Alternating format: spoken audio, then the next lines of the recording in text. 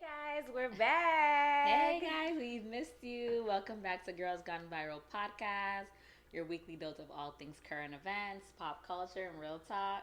That's right. So, we had an amazing time in El Oh Salvador. my god, I had so much fun. That was literally one of the best trips. It really was.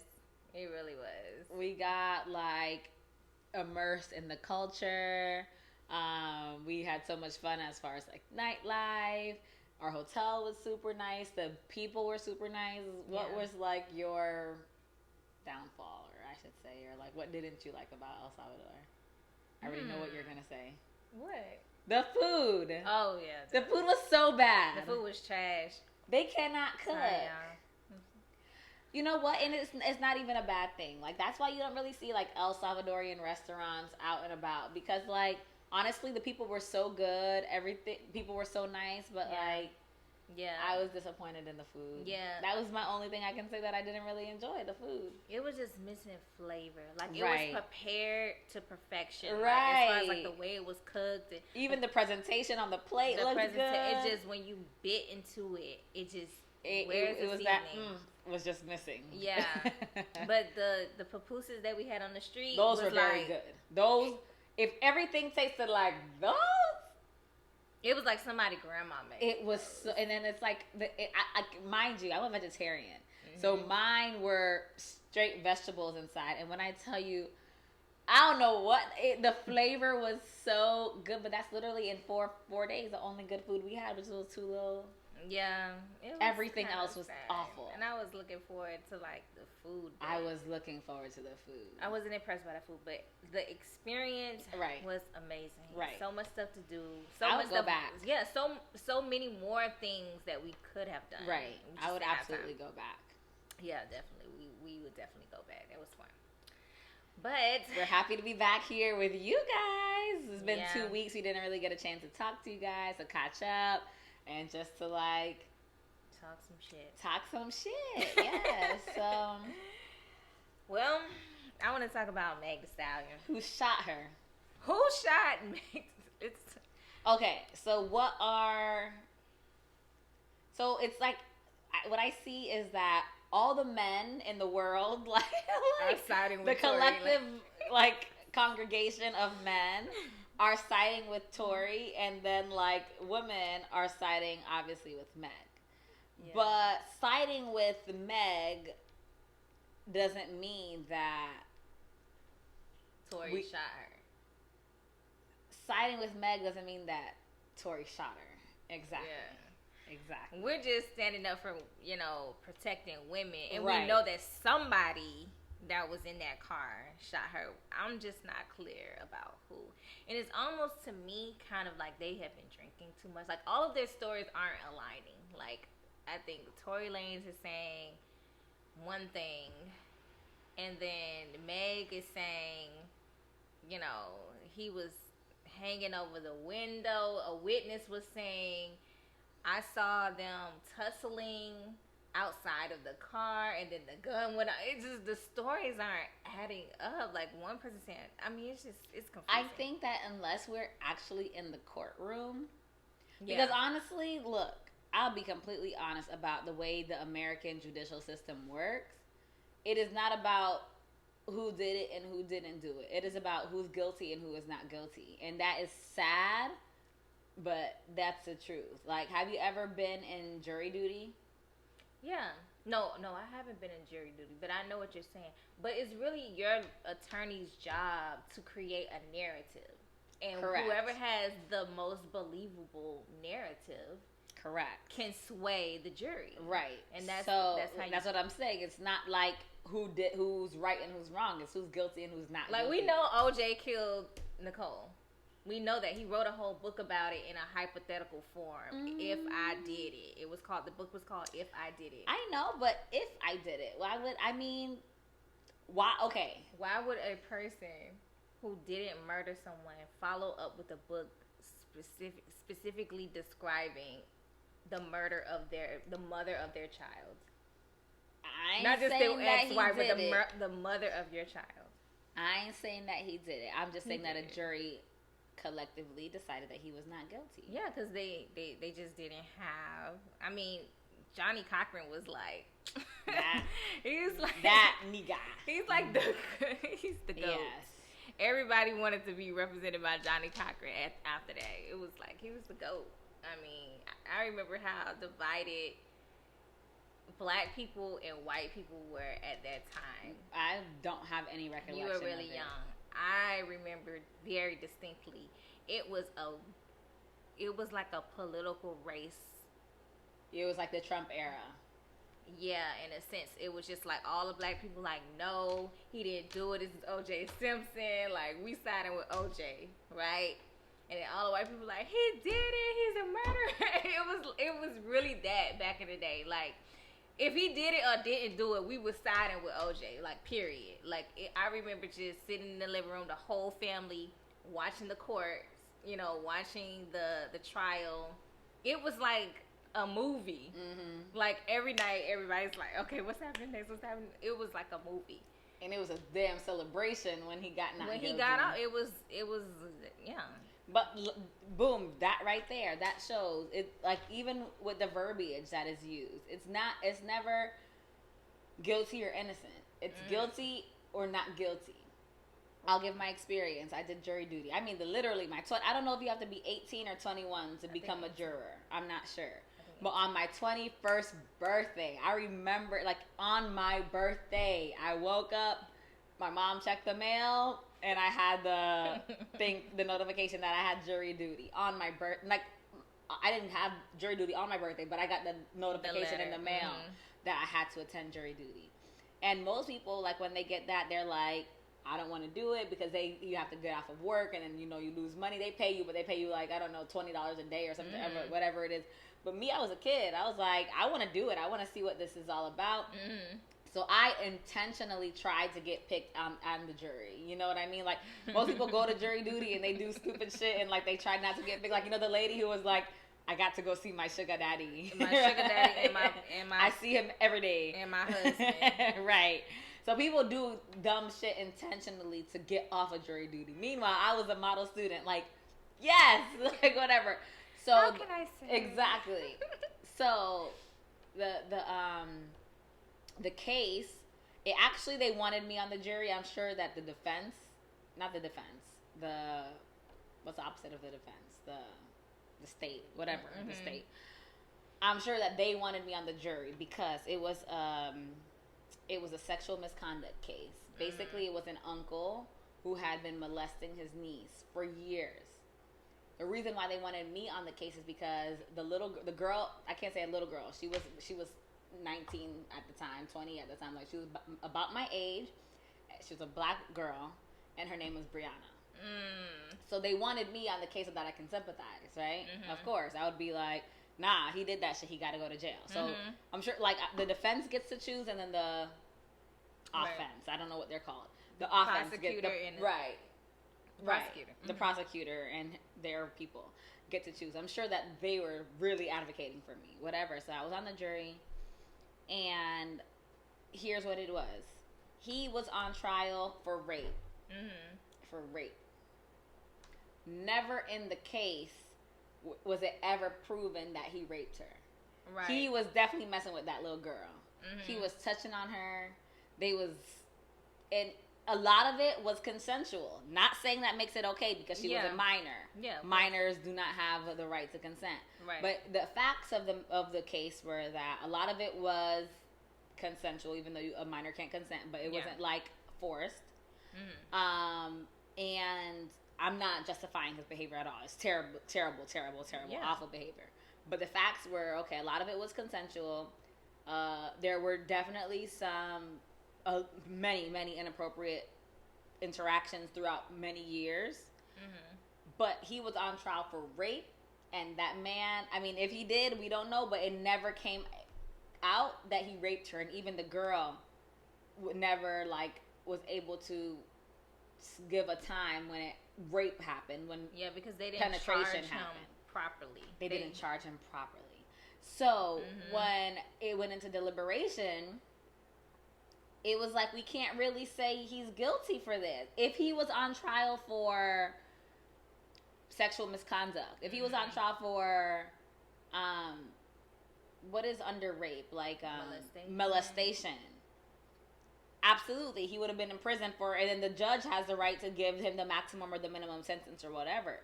But he was on trial for rape. So then here's another thing that I guess, I don't know if people know it, but because I was in jury duty, I know that this is a thing. You cannot talk to the people. Like, when you're in the juror room, you can talk amongst each other, but you cannot talk to the lawyer, you cannot talk to the prosecutor, you cannot talk to the judge. But you can write a letter. Like, there's like, you write these letters and ask questions, because clearly we're not legal professionals. So you can write these letters, and then I think that the judge reads it and answers them. And so we asked the judge if we don't think that he, like, and you couldn't say what you were thinking, but you had to, like, ask in legal terms.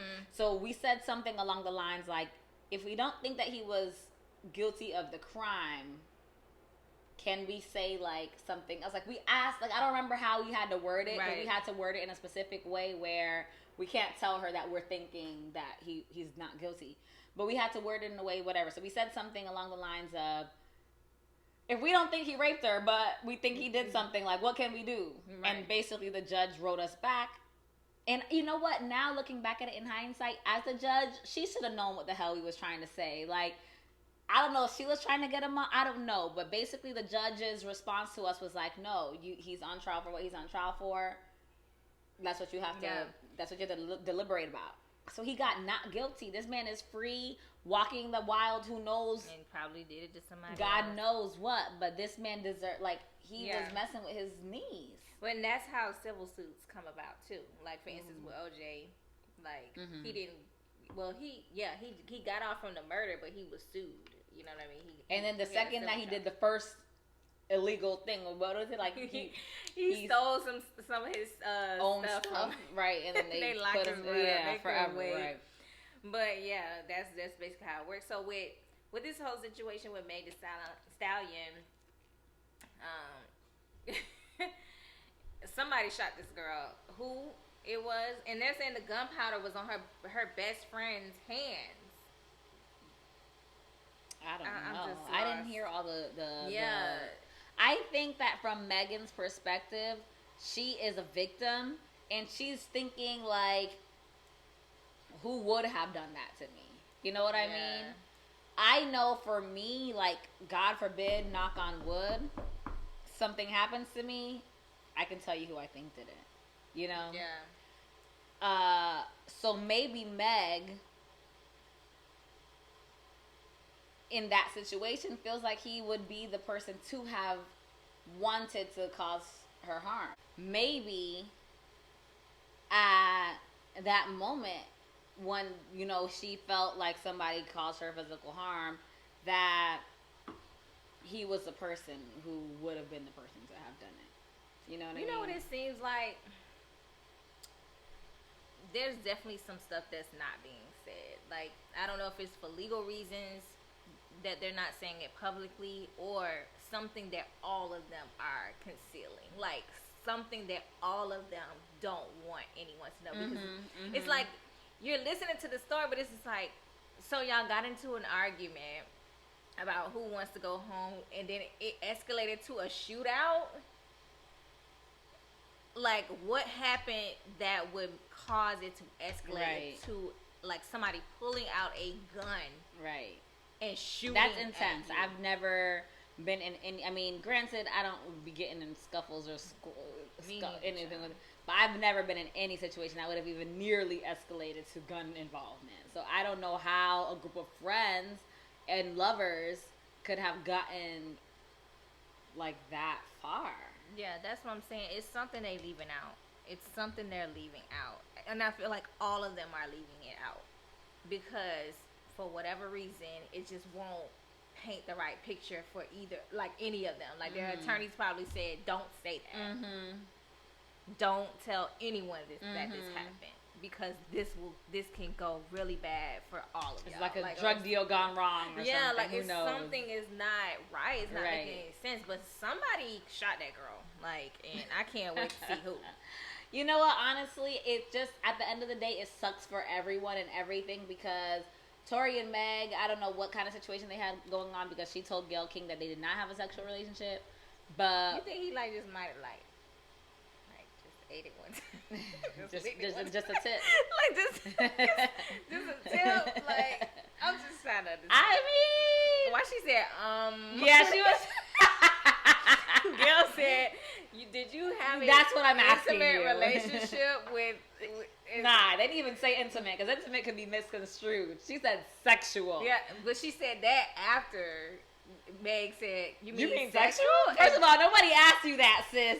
I would have been even like, had to no. say that. It's just all you had to say was no. Right. It was no. If I never hunched on nobody and they asked me if I did, the answer is hell to the no. I didn't. And no. then she directly asked the question, and Meg said, like she was thinking about that one time that. Well, does that count? It was just a little bit. And then I was like, no. And then I was like, nah, you too little. His little ass. Honestly, okay. If Meg and Tory were having a sexual relationship, you think Tory was putting it down or not? No. I don't even want to picture. He's not an ugly guy. But he's so little. Have you seen how little he is? He's very little. And it's like she's a stallion. She's super tall. That would be just the most awkward sexual encounter. I mean, I'm so small that I can't even imagine being a big, like, not that Meg is big, but you know, like a tall, like voluptuous, like ass cities body, yada yada yada. Like, I cannot even imagine being like that type of woman, because every man is bigger than like me. You know what I mean? Little man, knock that down. Shit, if she let him, that means he was. Because why would she let him? I can't. Why would she let him? I don't know. I don't want to think about it. All I gotta say is, she knew she was tall before she got there. So why would she let him?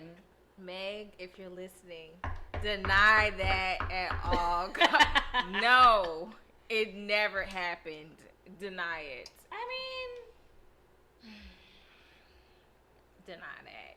I don't think that Tory Lanez is a bad-looking guy. He's not a bad-looking guy, but when you compare his little self to Meg like, okay, him and Janae Aiko, okay, she's little, petite, little, cute.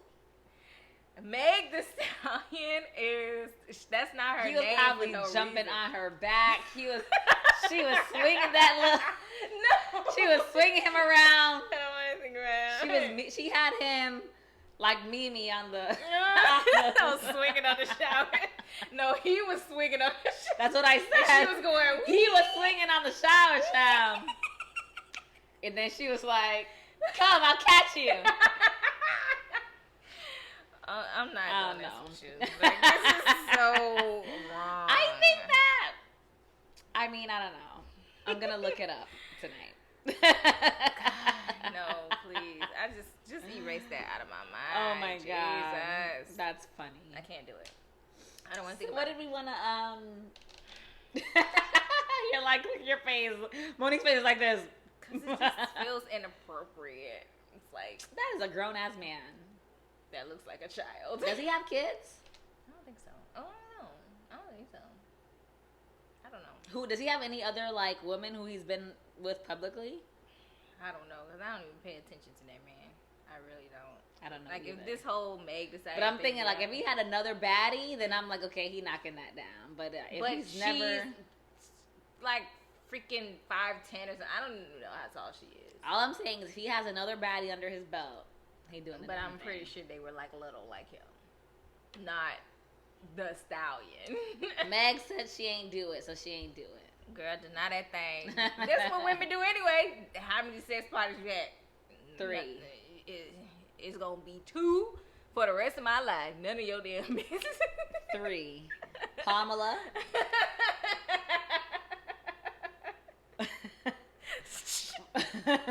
My bullet.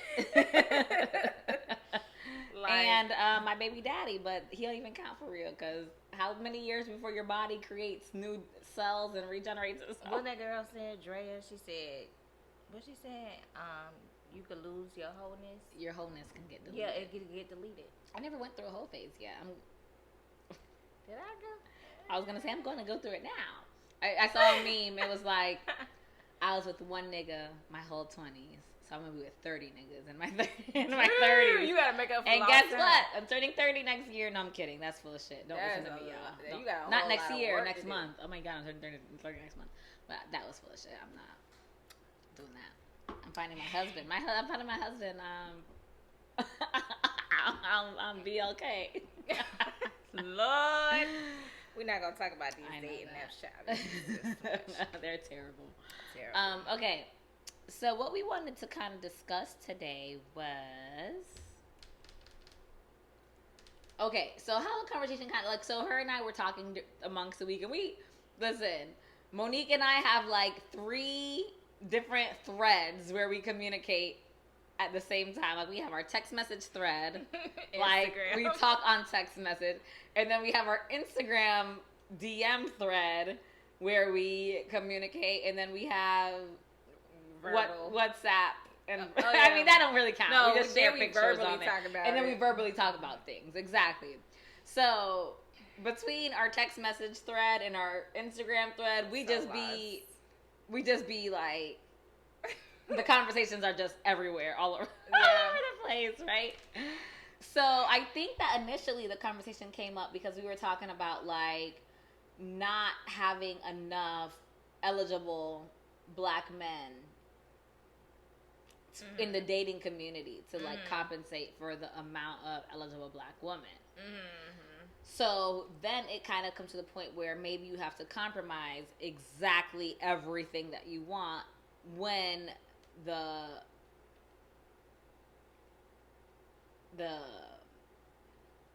amount, I don't know, that's not the word, like your standards. Yeah, like when there's just, because there's not like a plethora of options between the options that you have, maybe you have to compromise, you know what I mean? Like you're not gonna get 10 out of 10 of all of the things that you want. Yeah. And that's okay. I think that's a fair compromise, because you're probably not going to be exactly the woman of this man's dreams of every single thing that he wants either. So, with that being said, the conversation kind of was like, what would you settle for? Well, first of all, not even what you settle for. What do you come across more? Do you come across more men who meet all of your qualifications on paper? Like, for example, they make the right amount of money, they have the job that you want, like, the image of the career that you would think would be appropriate for your man, the amount of kids, like all of the like checkbox qualifications, but you don't get the like head over heel connection. Or do you typically find where you find these men where you become head over heels of them, the connection is so strong, you guys are compatible, but he's lacking some of the things that you would find like, okay, my man has to have this. What do you come across more? I think initially, like, I would say probably like when I was in my 20s and maybe early 30s, I was running into more, okay, we have this passionate connection, we like to spend time together, but you might be a little broke, you know, like, or maybe you're not broke, but you're just like, you know, you're just getting by, like, you know what I'm saying? Like, you might have a good job, a decent job, but you still like struggle sometimes or whatever. And that used to be, you know, enough for me, like, you know. But as you start getting older, like now I'm getting closer to 40, so I had to be like, look, you got to be more intentional about the type of men that you want to meet and the type of guys that you want to settle down with. So I think now that I'm more intentional, I weed out the ones that are not, for instance, like, if, like, for instance, financial stability is important to me. Now I weed out the person like early on. Like, if I think that you're not financially stable, I'm just gonna weed you out. So I meet both, but I'm intentional about dating like. So if the man he has a job, a steady job, he makes decent money, he's able to take care of his basic needs and the needs of his dependents, but he doesn't have like all this extra money to blow. That's not good for you. We would have to have like this amazing connection, like that. I would just be like, I don't care, like, because like I said, now I'm getting into the point of like wanting that stable. I don't want anything shaky. But like, he's stable. Like I said, he pays his bills. But okay, does he? Okay, paying his. Okay, let me say that you could have a good job and you can make a lot of money, but you're a bad saver. You don't have investments. And that can make you broke. So I'm not saying that a person that has this quote unquote, like, they make this amount of money or that amount of money, that they're necessarily like, that they actually have money, because you could have all of that and still be broke. But so we're talking about a guy who has a great job. He's smart with his money. He invests his money. He's thinking long term. He's not a frivolous spender. Like, you know what I mean? Like, that's somebody that, yeah, I can be with that person. I can date that person because I know that person has long term goals. And when it all says, because when you think about marrying somebody and you're talking about 10, 15, 20 years down the line, when that person isn't working anymore and you retire and things like that, you have to think about where you're going to be with that person financially, because now you're on a fixed income and that can make or break a relationship. By then you're old. Y'all, what you mean break a relationship? Y'all about to just we just pushing each other wheelchair. We broke. We broke. Yeah, at that point, I mean, fixed income time. Like, how old is retirement? Like 60, 65? Wait, what?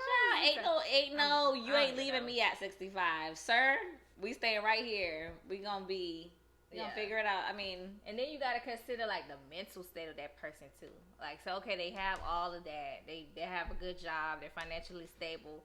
What about their mental to emotional state? Like, but wait, we're deviating. Okay.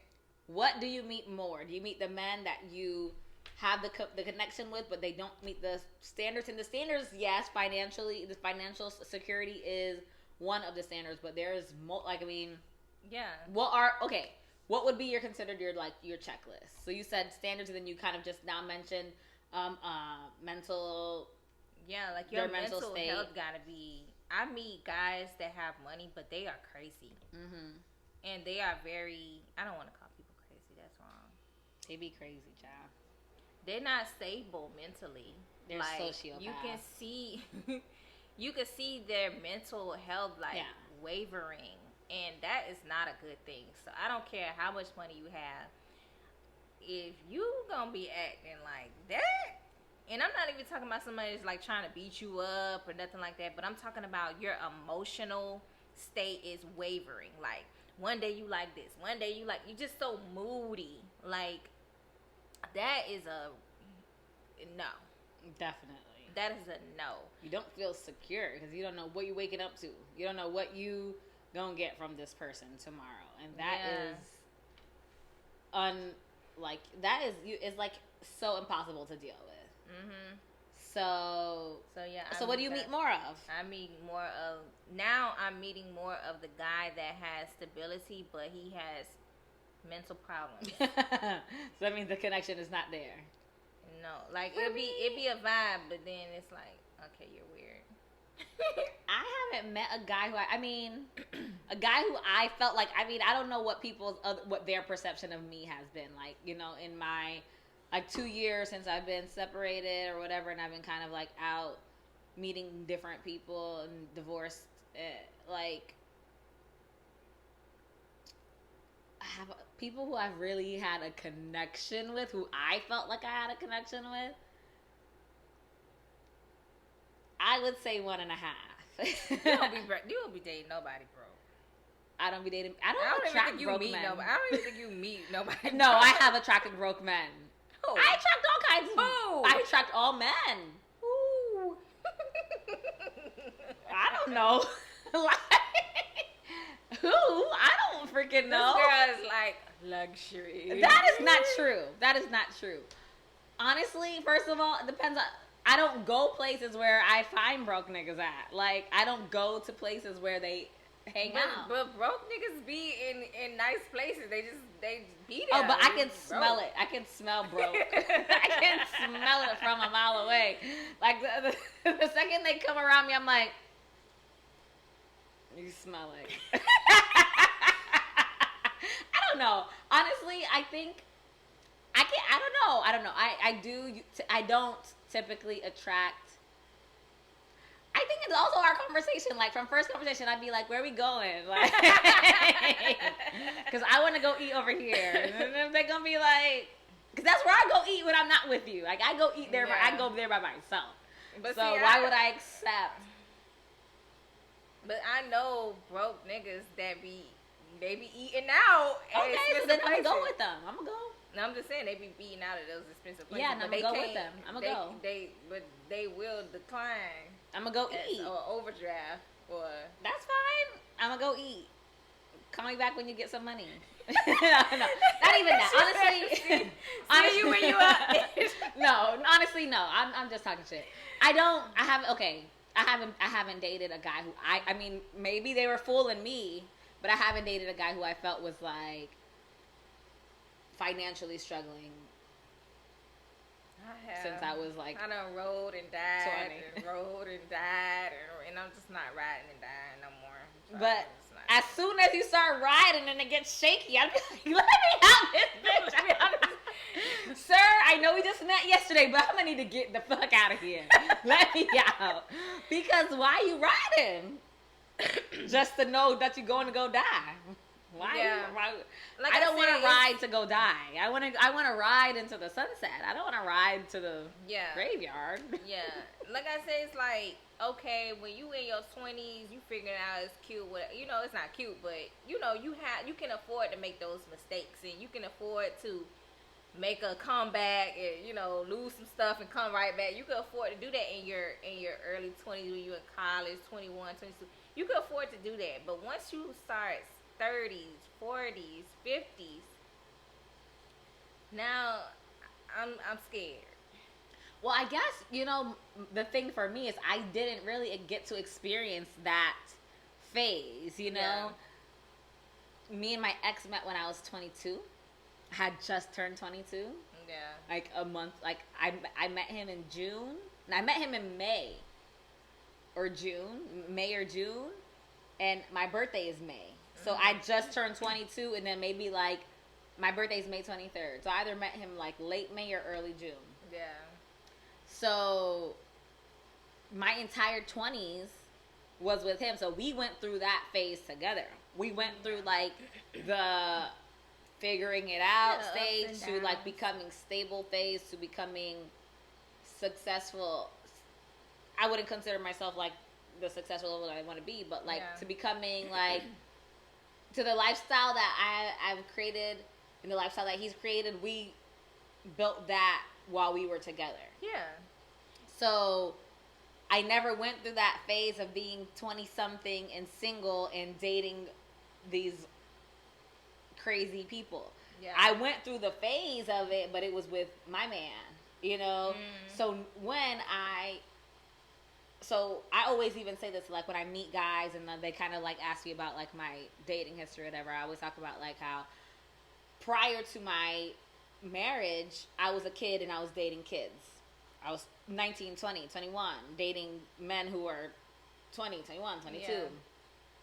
We went through that transition between childhood and adulthood together. And then when we broke up at 27, 28, I was 27, 28, I started dating men who were in their late 30s, 40s. Right. Like I never talked back to like men in their 20s. You know what I mean? I never dated men in their 20s because except my ex, and then who I was dating when I was 19 and 20. Now, like since I've been single again, I only date men in their 30s and 40s.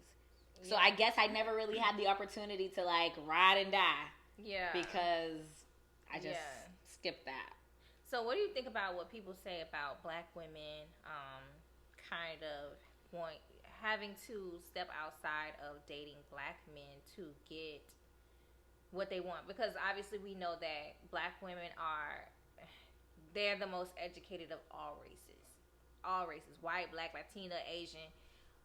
We getting our education.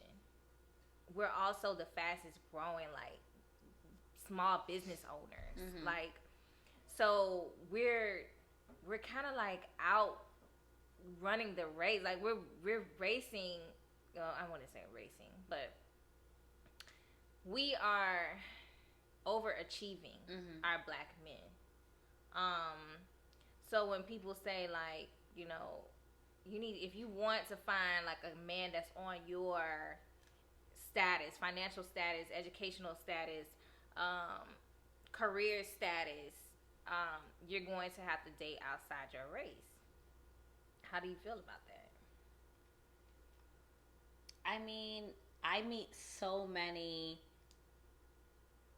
handsome, well-educated, well-mannered, high-earning black men. And I can't say so many. It's not like so many, but like I'm not saying I date these men either. I'm just saying I meet them. Like like honestly, when I see these things, I feel like people are coming from such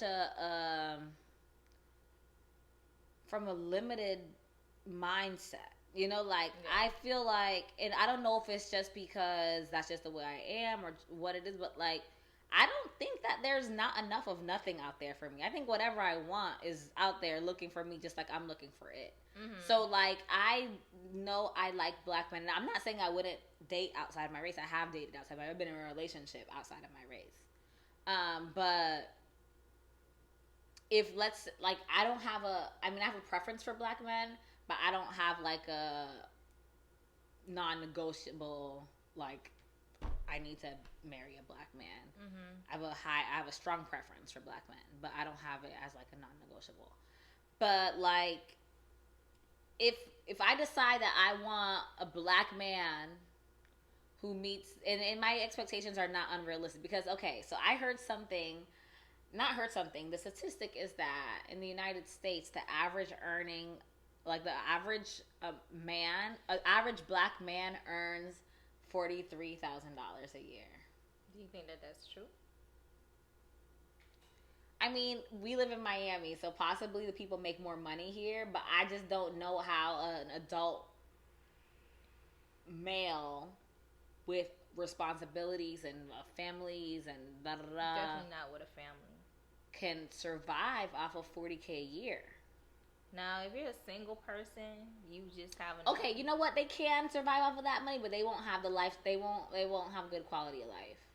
Not here in South Florida. Definitely not here in South Florida. Everything is just too expensive. Now, if you've been living like maybe the Midwest or something somewhere, or maybe somewhere in the South. So maybe that's why that's the average in America. I wonder what the average would be in Florida or in South Florida. Not even in Florida, like Palm Beach, Dade, and Broward, and Monroe. I definitely feel like there are eligible black men who are successful. That I can see. There's definitely eligible black men. All of what we want. But here's the thing, and actually a cousin of mine said this. He was just like, the problem isn't really finding that in a man, it's how you're going to treat him when you get him, right? So what do you mean by that? Okay, so now you have all this education, you have all of this, financial stability. How you treat your man? Like, how are you coming at your man? Like what's your attitude like? Like, you get a man like that, because a man like that, you can't talk to him any kind of way. I can tell you that. I don't want to talk to my man no kind of way. I want to be like, baby. Exactly. You're a man like that who knows that he's valuable. He knows his worth. You're not gonna talk to him any kind of way, because he will leave your ass right where you at. And that's fine. I don't care if my man is broke or not. Which like I said, I haven't dated a guy who was like, I don't know, broke. I don't like that word. I've always dated men who were able to do what we wanted to do. Yeah. Since I was a kid, when I was in a relationship and we were kids together, but. Even no matter what my man is, I'm super like, where we going? Take me where you taking me. But see, I'm not talking about you. I'm talking about these women. There are women. This is what my cousin was saying. There are women that, yes, they. Does your cousin meet those standards? Yes. Okay. He does. Okay. Where he at? Where your cousin at? He overseas right now. I'm kidding. Actually. Hey, cousin. He working. No, I'm kidding. Making them figures. I'm kidding. But his thing is, okay, like, if I get this woman, like, how's she gonna treat me? Like, is she, like, who does she want to be? Like, how she's gonna treat me? Like, is she gonna have, like, this superior attitude because now she feel like, well, I'm coming to the table with this, and that, so, you know, or is she gonna, like, be able to, like, kind of, I don't know, like, you know what, I don't want to say submit because I really hate that word. I think that's a nice word. Not a nice word, but I think that that's the effective word for what you're trying to say. Like, I think that, yeah, like, submission is okay. Submit, you know, is she gonna submit and be able to let that man lead her? And not saying that she doesn't have strength and she can't lead in certain situations, because you know, there's times where, you know, the woman has to lead in certain situations, or she might have certain strengths or certain, you know, perks. I mean, not perks. She has some certain accolades. Just she has her own gifts too, that she brings to the table. You know what I mean? And that man might need that. You know, so I'm not saying that there's never going to be a time that she can't lead, but are you going to be like, when he's saying like we going left, like how often are you gonna fight him because you want to go right? I think that woman's natural response is to kind of take the backseat and let their man lead. The only time I feel like women have that kind of like hesitancy is when they're not trusting of their partner. You know what I mean? Like, I can't speak for all women, but I can speak for myself. Like, the only time where I would feel, or I have felt, where I don't want to jump when you say jump, or when you say jump, I say how high, is because I've seen you jump and fall off the cliff way too many times for me to trust your jump. Now, if I trust you and I trust that where you're going and where you're taking me is a safe space, then I won't have no problem following you blindfolded. But if I'm like weary of the path that you're going down and I'm not trying to go down with you, then that's when I become hesitant. So it really becomes like, I think that men want you to follow them so bad, and men want to lead so bad and have this like dominant like leadership role in a relationship. But I think it's great, but the man has to also look at their patterns and look at if they are an effective leader, and that will show you why you don't find women who want to follow you. Yeah, I mean, now, you know, you have a lot of men who feel like, but I am a good leader, and I don't make a lot of mistakes, and she's still not budging. She still want to tell me what to do. She still want to argue all the time. She still, you know, she won't let me lead, you know, and there's a lot of specifically black men who say that all the time, like when they're dealing with black women. But black women are those type of people, like, you really have to earn it from us. Like, we make you work for that thing. For like, what thing? What thing? That thing that we just, we make you work for it, because the thing is, Hold on, why are you saying we? This ain't French class. Well, I'm talking about, it goes back to the trust thing. Okay. You work for it. Because I don't feel like I Hold on, let really me finish subscribe. what I'm saying. Okay, you didn't let me finish my statement. You're talking about fear and trust. Right. So what I'm saying is, you have to work to earn that from us. Like, we're not just gonna give it to you just because you have a penis and balls. You know what I mean? So you have to prove that you are someone that we can follow. Now, there are women who just, it don't matter how much you prove it, they're not going to follow you. Okay. So you know what I mean? that woman is the issue here. Yeah, she's the issue, and that's the woman that black men are frustrated with, I think. Do you feel like that is the majority of black women? No, I don't. But I think that they do, from what they always say on these podcasts. I can't deal with these black men on these podcasts. I don't know. They be out there just talking. Just talking about something. And getting like thumbs up and pat on the back from all these other men. And women are telling y'all like, hello. Well, they're not listening. Like, we really want to fall in your arms, and we really want to feel safe. She just doesn't feel safe with you. Right. Sorry, she just doesn't feel safe. Which is why she's not following you. She's not following you because she doesn't feel safe in it. You really have to evaluate, because it could be not that you're doing something wrong, but it's how you're, like, you might be a leader. You're a leader. But the way you lead, it might need a little work. You need to work out some kinks.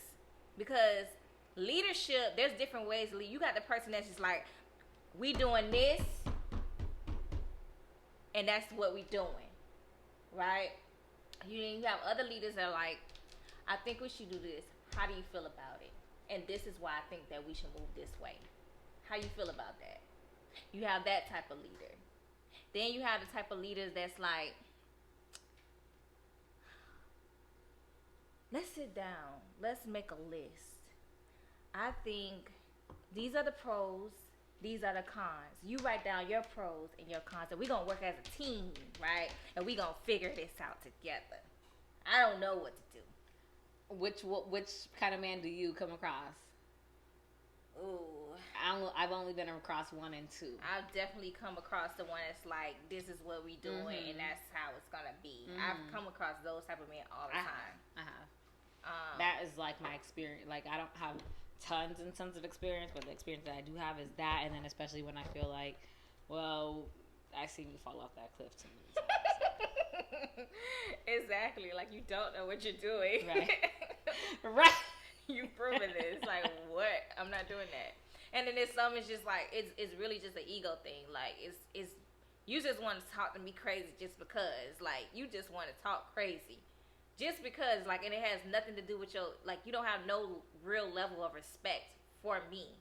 And the man to you or to the woman? Yeah, like, some men, they just get a kick off of, like, a kick out of just being able to, like, boss you around and, like, tell you some shit and you do it. Like, you know I what I'm saying? never got that one before. There's some, yeah, I've experienced that one.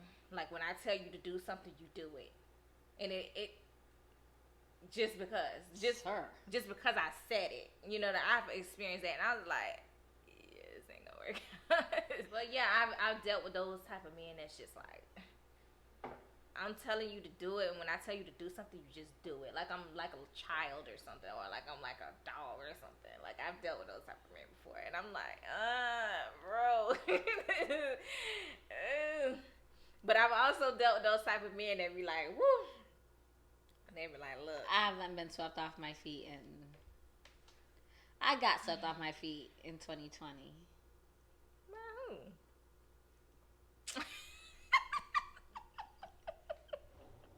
Well, what happens to your feet once you got swept? They still dangling somewhere. They dangling in the wind. Yeah. I'm still waiting to get swept off my feet. When's the last time you're swept off your feet? I don't think I've ever been swept off my feet. Never? No. You know what's so funny? We always, like, when it comes to you and I, you are the one who we would consider, like, the hopeless romantic. But then you're saying this, I've never been swept off my feet. Meanwhile, I get swept off my feet all the time. No. I've been swept off my feet. In my life, how many times? I mean, multiple times. Swept? Like, swept? Swept. Well, I'm just, like, swooning because I just think, you're everything. like, I've never been treated like this ever in my life. Like, you're just so wonderful. Yes. No, never. Really? Niggas don't be wonderful. Like, niggas just be thinking they wonderful. I've met some wonderful men. No, I'm not saying that there's And there's I nobody think that they're wonderful. No, I'm not saying that there aren't wonderful men. I'm just saying the niggas I be meeting don't be wonderful, but they think that they wonderful and they're not. They're just. But what about the time where you thought they were wonderful, where you swept off your feet? Because hindsight is always 20/20. Maybe, like, let's say you were talking to them for the duration of a year. Maybe from month 1 through 7, you thought that they were wonderful. And then from 7 onward, you realize, I would say like a good, maybe a good year. Maybe I felt like. How many times have you felt like that? Like, how many times have you been swept off your feet by somebody, even if it were for a short amount of time?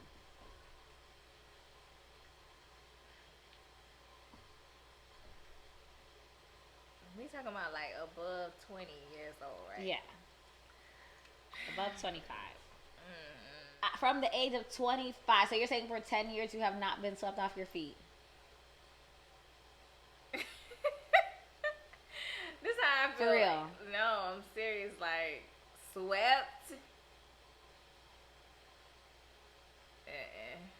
I don't think I've ever been swept. Wow. I think that I date. I'm gonna tell you what I think. I think that I've dated a lot of like very selfish people. It's not that like they don't know that they're selfish, like, but they are selfish. They're more focused on being served than being the server, and actually like caring enough to actually go above and beyond to please a person. And I think that I have dated those people because of my personality being a server. So it wasn't like on my priority list, because I get pleasure out of you know what I'm saying? Like, if I'm a server, I love seeing your face, happy, and seeing you excited, but I'm not gonna get that. I didn't get that because I'm like too busy trying to figure out how to like make you happy and get that pleasure from making you happy. And so during that time, yeah, like it's just like nobody swept me off my feet because I ain't let them sweep me off my feet. I just wanted to make them happy because that's what made me happy, making other people happy. But now I'm like in a position now, it's like I want to be happy. Like, I want somebody to, like, I want just like on the movies. Aww. I want just like on the movies. But that's out there. Everything that you want is out there for you. I actually told somebody that recently. I was like, I want to feel like I'm on the movies. Sweep me off my feet. I want to feel like a teenager. Like, oh my God, I love him so much. See, I always feel like that. You don't feel like, no, you always feel, that's what I'm saying. Like, that's what I said like a little bit ago. Like, like when we would discuss conversations or whatever, and even like from the outside looking in, it would seem as if you're the hopeless romantic. Yeah. But now you're saying that you haven't been swept off your feet in 10 years or since you were in middle school. But I am the Meanwhile, I have been. Like, I'm the one's like, oh my God, he's so sweet. Even if it's just for a week. Like, oh my God. Yeah. I'm not swept off my feet, but it's just like, he was so sweet. He did this for me. He did this for me. He did that for me. Yeah, but see, I think that's the difference between me and you. Like, nobody really had to like do much for me to like make me feel like bubbly like that, right? But like with you, like if a person's like, there's always the day. Well, that's my love language, giving and receiving. But okay, so giving, receiving, love language. People always have negative like connotations about the love language of giving and receiving, and because it's really what it is giving, receiving gifts. Yeah. And people always, when I tell them that is one of my top 2 love languages, they were like, oh Lord. Yeah. But the crazy thing about it is not like, oh my God, I want all of these extravagant, expensive things. It could be something small. It's just thoughtful. It's about thoughtfulness. And anybody who knows me knows that I am the most thoughtful gift giver ever. Like, any man who has ever dated me. Me too. Men who have dated me, and if y'all are watching, y'all know, y'all can attest to this. Not only do I gift, like, extravagantly, like, whatever. That's not even about what it is. I am the person to remember something you said 3 years ago. And gift it to you. No, you know what I mean? Like, I remember one time I gave my sister a birthday present and it made her cry because it was something that we had a conversation, a brief conversation about, like, I don't know, months ago, whatever. And then when her birthday came around, I gifted it to her. And when I tell you I made my sister cry, and this is just the way I am. Like, like honestly, I go on my first date with a guy.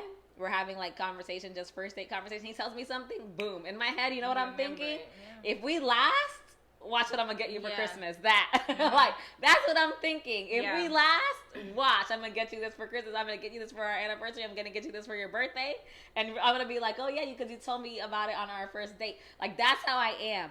So yes, giving and receiving gifts. Do I love the expensive just because gift? Of course, everybody does that. But look, I got you something. That's nice. That's nice. I'll give them that. But look, I got you this because you said you wanted it. Look, I got you this because I see that you need it.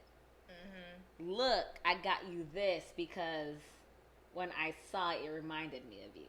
Yeah. That's what hit different for a person whose love language is giving and receiving, you know? But you know how that could backfire? How? If that person's love language that you're giving to isn't gifts, it's sometimes, like, I mean, all that's all of our love languages, right? We all have all of them. Everybody has all five. But we focus more on certain ones, right? Mm-hmm. You ever gave a gift to somebody and they're just like, oh, thanks. Because they would have actually rathered you given them words of affirmation and were like, you're the best. Like, you know what I'm saying? Like, that's what make them feel. Well, no, because I also know my man. Yeah, but I'm just saying, like, you know. My, like, serious, my marriage, his love language was not gifts. Yeah. But I have gifted him very nice gifts. Like, I gifted him a really nice watch. Because I like niggas with nice watches. So I gifted him a really nice watch before. Was he ecstatic? Ecstatic, yes, but he also enjoys watches. But he doesn't really care to receive and give gifts. Yeah. But I'm not going to overly give someone. I mean, yes, I do. I'm a whole damn sugar mama out here. I be gifted like even my date. That's surprising because you be trying to act like you just. Like I'm just what? I don't want to say a pimp, but. Are you kidding me? I am the biggest lover girl. No, but you don't act like you probably act like a lover girl with these niggas. But when you talking to me, you act like you are the pimp of the century. Like you act like you just like you don't. Y'all hear her? What? She does not show her, like, the vulnerable things that she's saying that she's doing to these guys is not how she's acting. Because that's not just from a date. Like, okay. Like, here's the difference. I will go on a date. No, I will go on a date with somebody and be like, I don't know. Like, I don't know him. I don't care about this man. Like, he's just a one date. When I like you, I don't even gotta love you. But if I like you, oh yeah. I'm a whole... No, but what I'm saying is even somebody that you like, you have never told me, probably recently you have, but you have never told me, oh, I got that nigga a gift. Never. The only thing I ever heard you say was, he need to give me money and he need to send me money. I have gifted that man so much. But that's what I'm saying. You don't reveal that to me. You only reveal what he gives to you. This man has given me... But the world, point, and I have also given him. But that's my point, Brianna. Okay. You don't act like that with me. You only acted like that with them. With me is ask this man. Well, I have bought him. I have given that man with the me, world. She is just not like the world, she ain't shit. Okay, like with these niggas, she shit. I don't understand. You know I like him. But what I am saying to you is the only thing I've ever heard you say about this man is what he can do for you. He can't do those things for me. And what he has done for you, I've never heard you. He does do those things for me. Listen, you're not listening. The only thing I've ever heard you talk about is the things that you wanted him to do for you. I've never heard you, up until recently, say that you have done anything for him. From jumps. Behind closed doors, you're like, oh, baby, I got this. Like I said, within a month, I was stricken on this man. Look, I don't even know how we started talking about this. This is so off topic. Let's go. We gotta go. Okay, so with that being said, I don't even know what is this conversation about? We just out here talking our shit. We have no idea what this conversation is about. What am I on my third glass of wine? I'm like, I have no idea what we talk about, but At the end of the day, y'all, like, if I met a good man and he's a good man, like, good man, he just like. But he makes $40,000 a year. Why you gotta say 40? I think if I met, you can at least say 55. If I met a good man, handsome, smart, mandingo. Them be the ones gonna have you broke forever too. Why? They got good penis. They not all the way broke, but they're a little bit broke. They like kind of struggling a little bit. Oh, you gonna be locked in forever. Yeah, and I'll be fine. I'll live my happy, poor life. I don't think I'll be happy because I like to. No, I'm gonna be like, baby, you need to